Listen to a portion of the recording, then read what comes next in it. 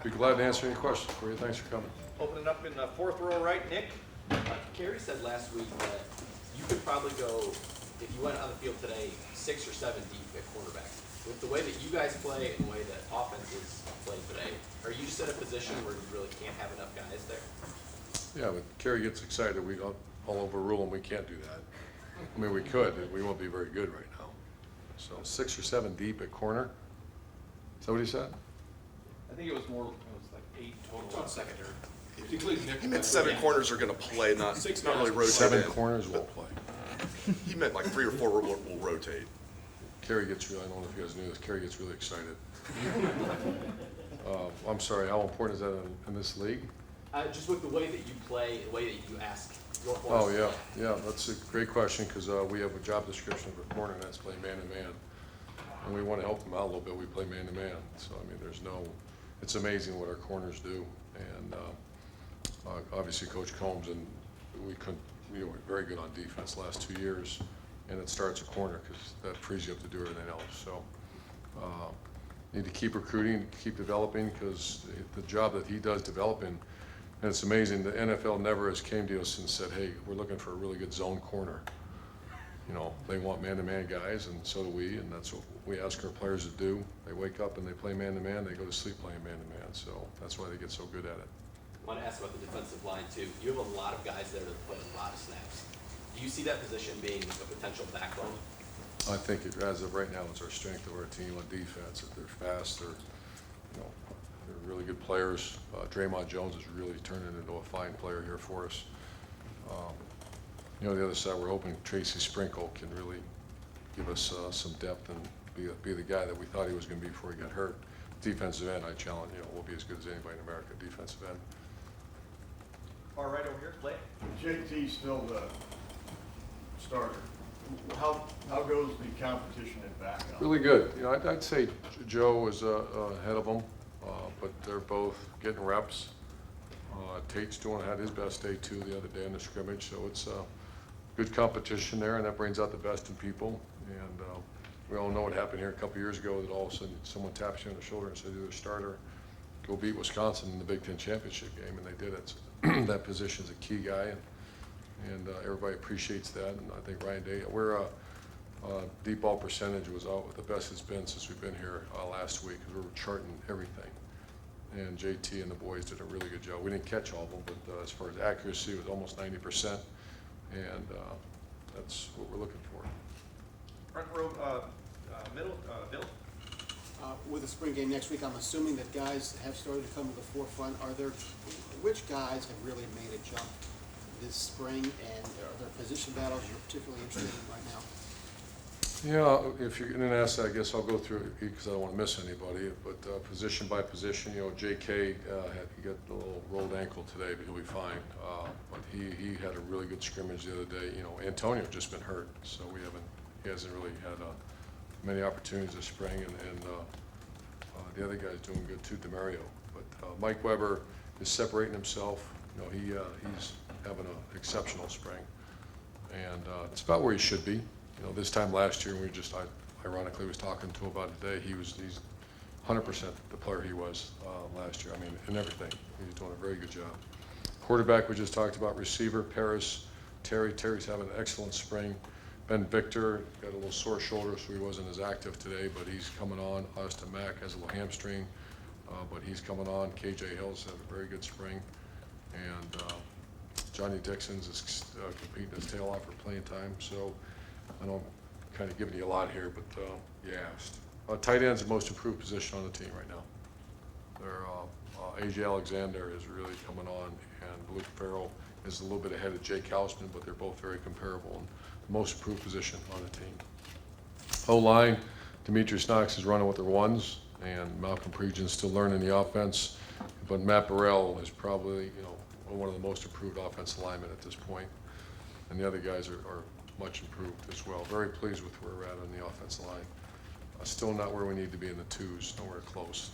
We wish you could get a little more competition out of those guys, but that's not happening yet, other than names I said. D-line, the 4 defensive ends are elite players. That's Taekwon, Bosa, Jalen Holmes, and Sam Hubbard. and they're all very experienced guys, so we're being very cautious. Coop hasn't practiced much. He had a hamstring and just hasn't practiced much. We're supposed to get him back Thursday. Inside guys, you know, probably Draymond's the most improved, and you got BB Landers, who's doing very well. Mike Hill is doing fine. You know, we're just, the Sprinkle's the one. He's going to be the X factor. I got a feeling in there. You know, the other guy had surgery on his foot. Devon Hamilton has surgery on his foot. He's out of spring. He'll be fine in a couple months. Linebacker, most improved. Worley's on the inside and having a heck of a spring. Booker's on the outside. Jerome Baker right now is playing Will. And Justin here, it's good to see him make a little bit of a push. I forget. Oh, Malik Harrison is going to play. I mean, he had shoulder. He's done for the spring. I don't know if you guys know that. We had shoulder surgery. He'll be a lot like we had another guy with a shoulder surgery. Baron Brown, and they're both standing next to each other out there. They're both going to play. Very athletic guys, and Malik was having a tremendous. He's going to compete for a starting spot. The back end, Damon Webb is a much improved player than he was in the spring. His weight's down. He's doing very well. The other position's still a toss-up. You know, Eric Smith's doing fine. He's got to keep coming, and Jordan Fuller's in the hunt for that as well. And then you guys know about the corners. There's 4 young freshmen that are competing with Denzel Ward and Damon Arnett. Damon Arnett has had an excellent spring, and so is Denzel. So that's a rundown. Excuse me, front row middle. Bill, Dave? Coach, entering spring, what is the biggest area of improvement you wanted to see from JT, and how is he progressing in whatever that You area? know, offensively, because that's really the quarterback, but offensively it's pass protection. Number 2 is accuracy with the underline under the deep ball. And then the cross-face finishing blocks, we've always been great. We had unusual number of non-big play. We weren't a very big play team, and we have been for as long as I can remember, dating way back before Ohio State. So it's because we weren't finishing blocks. We call that cross-facing. So those are the 3 points of emphasis on offense, and I can see the improvement. When we talked to Brian Day, you mentioned footwork. He's working a lot with footwork with JT. Is that a big improvement he needs to make, or just small tweaks that he needs to make in his footwork, JT? I wouldn't say it's an overhaul, but it has to deal with accuracy, and they're working their tails off, and you can see I thought his freshman year, redshirt freshman year, he was a very accurate player, and then the last 2 years weren't quite as accurate, and you can see that he's really improving. Second row left, Ari? Urban, you've talked a lot about how every single scholarship on this team is important, down to the last one. You've had a few guys the last few years, and maybe one coming up this year, who have paid their own way to help you guys get under the limit or to have an extra one to offer somebody. Can you explain how that discussion is on how you guys arrive at that decision, and how big of a boost that is when you have guys willing to, you know, pay their own way and open up other scholarships? Yeah, I'll tell you the story. It was a year ago. We had Josh Myers, you had Marcus Williamson, and and Brendan White commit, and they're going to be mid-semesters. And at the time, because of there's so much fluidity on a team with the NFL, with whatever reason things happen, I met with all 3 families, and I said, you know, there's a couple options here. They can't, because the only way you're allowed to come in January is if someone graduates. And, you know, it was so early, and we were doing so well in recruiting, I saw a number crunch that was I didn't want to have that conversation with them in December. And they're all good people, I know them very well, and we said, you know, here's our options. Delay until June, because then you'll be fine, or come in January and pay your own way. And every one of them that's how, when I told Gene Smith, I was like, I couldn't imagine that they said, Coach, we're fine. We want to come in early. We love Ohio State. You guys have been great to us. And they said, we're going to pay our own way for the good thing was that 2 freed up and only 1 had to do that. I mean, that's a pretty big sacrifice for some people. That's unbelievable. But that's a credit to those people, those families that's how, first of all, they appreciate our honesty and also their love of Ohio State and wanted to be here.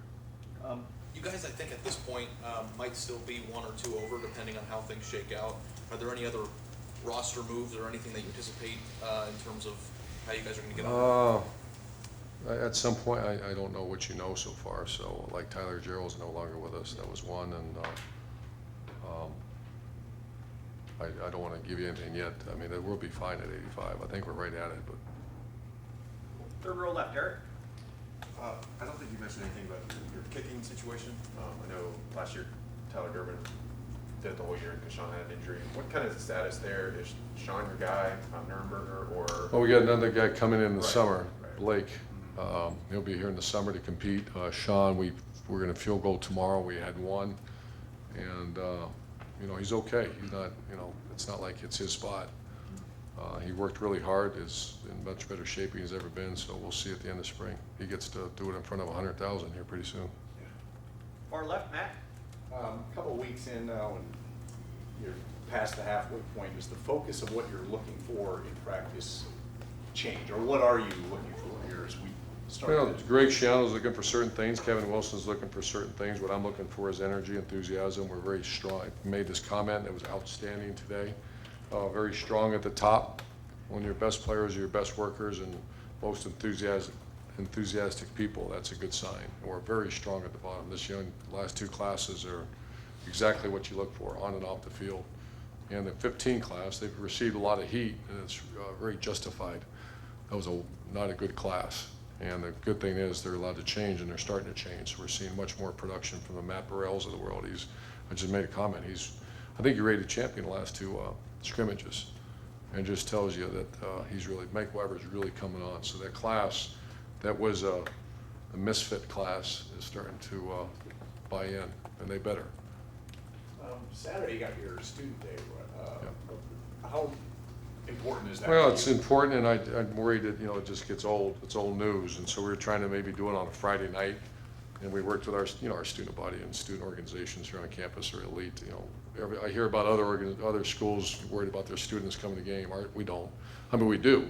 That's why we give them ownership in our program. So I sent out a letter, email to all the students. We're inviting them, having the fastest student. I wanted to do maybe a Friday night just to change it up, but they had some other stuff going on, and it's SIBS weekend, and so we're very conscientious of our most important group of people, and that's our students. So try to do as best we can. Far left there, Lori. Coach, we've talked in the past about how hard it is to get something out of practice once the season rolls around. So what is When it? who's around? When the season rolls around, when Oh. you're game prep. So what is the thing that you mostly need to get out of now that you can't get out of those practices when you're getting ready for an opponent on Saturday? Well, you just try things that, you know, Kevin's got great ideas, so does Ryan, and so I don't want to try, we're not going to try them in September. We're doing some things that are maybe we've not done before, and some of them look good, some of them look bad. We give the bad maybe one more opportunity, and then it's out. So those are kind of things. It's kind of fun in spring. You can try all kinds of stuff and see how it works, and some have been really good. So same with Coach Schiano. You know, we have five premier, in my mind, four defensive ends of Draymond Jones that, you know, I'd like to see all five on the field at one time. You know, those are five really, as coaches like to say, we have how the checkers. You know, you got five really good checkers right there. Play them all at once. So those are little things that we're talking about and trying. That's what you get to do in spring. Have your early enrollees hit a wall yet? I mean, I imagine No. at some point. No, they're doing great. I love them.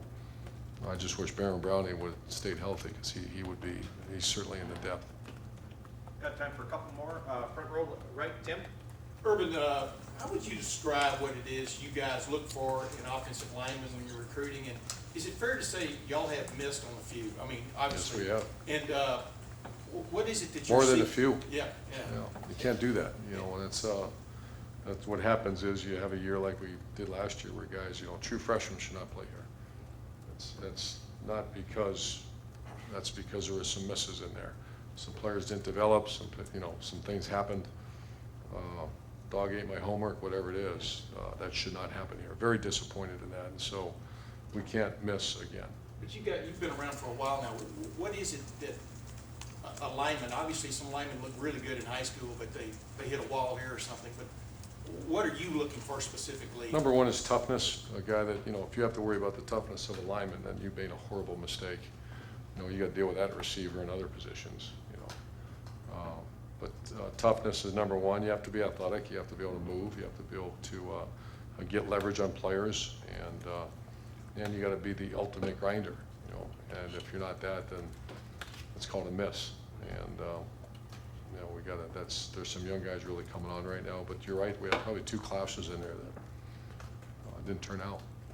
One other quick, when you watch Sam Hubbard now, you know, he had the option to possibly leave, he opted to come back and stuff, but what are you seeing out of him specifically this spring that's different from 2 springs ago? Obviously, he's a little bit bigger, but he seems extremely quick. I mean, what do you see? He's the definition of elite. We call it 10-80-10 around here, and it's elite, self-discipline, self-respect, and incredible work ethic. That's how you identify the characteristic of an elite player, and he's as elite as I've ever been around. He's just working and shows up every day with the same demeanor on special teams. He's a valuable guy. You know, he's the face. That's kind of what you know, the mistakes we made, we're looking for those other guys like him. And final questions, Austin? It seemed like midway through the season last year, you really wanted Ben Victor to get out and start playing more. What kept him from doing that? No, just the go hard, you know, the knowledge of the offense, and you know, he just wasn't a go hard player all the time, and he really grew up, and he's a great young man. He's going to be fine. Very good player. Just that typical freshman stuff. When he's going right, he's got the motor going. What is he capable of? Anything he wants. That's how good he is. That's how talented. He's not good yet. That's how talented he is. Great. Thanks, guys. Very much.